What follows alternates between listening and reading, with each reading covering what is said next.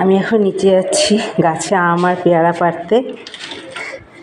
দেখো কুকুরগুলো এখানে বসে রয়েছে ঘরে ঢোকার জন্য, সব সময় এখানে বসে থাকবে, ঘরে ঢুকবে। তাহলে চলো এখন আম আর পেয়ারা পেরে আনি গাছ থেকে। এই দেখো, দেখেছো কি বড় পেয়ারাটা? ভয় লাগছে ঢুকতে, যদি সাপ ঠাপ থাকে।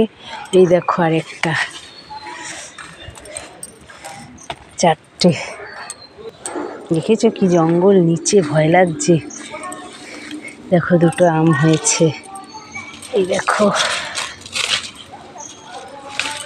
দেখেছো?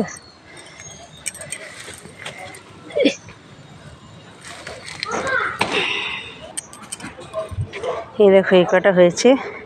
গাছ থেকে নিজের হাতে জিনিস পাড়ার মজাটাই আলাদা। দেখেছো কি জঙ্গল এখানে ভর্তি।